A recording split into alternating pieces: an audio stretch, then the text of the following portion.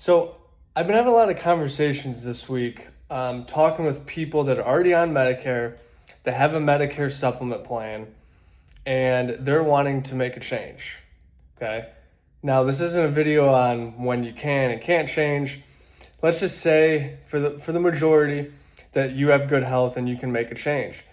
And the people that I've been speaking with over the course of this week and the past week or so, I keep hearing the same thing, and that is, what is the cheapest plan, right?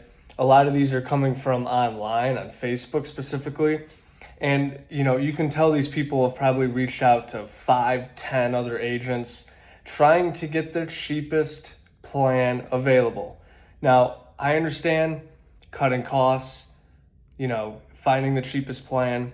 I get all that, and I'm not saying you shouldn't look at changing your plan, especially if you can save yourself some money. There's nothing wrong with that. However, that being your only goal is finding the cheapest carrier, I think is setting you up for failure down the road. And here's why. A lot of these insurance companies, they'll be new to the market. They come in and they want to buy your business. So they're rated very low compared to the standard carriers, and that might be appealing to you, right? If you have plan G with X company and this company's, $60, $70 less, and it's the same coverage, why not? Well, what happens with these carriers is when they come in and they buy up a lot of business, they get a lot of people that enroll into their plan, and then all of a sudden, 3 years, 5 years down the road, they're going to skyrocket their costs, even more than the normal average increases. Okay, and what this is going to do is 3-5 years down the road, your health might be even worse than it is. And so now you can't even make a change if you want to, and you're stuck here in this plan with these crazy rate increases.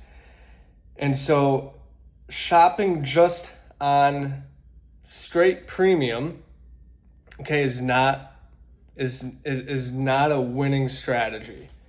Okay, there's a lot of things that can come into play when looking to change your plan, and so premium, yes, can be one of them. What are some other things? Well, I've talked about some other things, like for instance, loss ratio, which essentially is looking at how much premium these carriers are taking in and how much they're forking out in claims, right? Looking at the health of a company that way, right? There's a lot of markers we can look at. Years in the market is huge. If a carrier's been in the market 2 years, well, there's not a whole lot of information we have. Is this carrier going to be stable? What do their increases look like?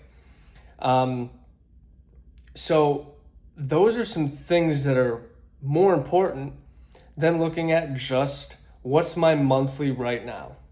So if you're in the market for a new Medicare Supplement plan, those are some things to really keep an eye on. And I suggest reaching out to a broker. Whether it's me or not, I would strongly discourage you from talking to 20 different people, because I see that happen quite a bit.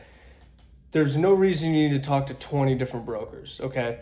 If they're a good broker, they have a majority of the carriers, and they're not going to show you BS companies, and they're not going to show you just the cheapest plan, because they understand how this game works. So if you're in the market, I'd love to help. Please reach out. Whether it's me or not, doesn't really matter.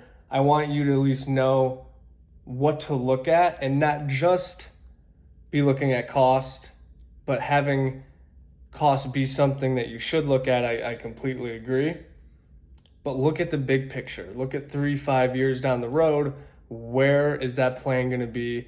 And what's the cost going to be then? So I hope this video helps you guys out. Once again, if you want professional help from myself, does not cost you anything, please reach out. Would love to get on a call and see what I can do to help out.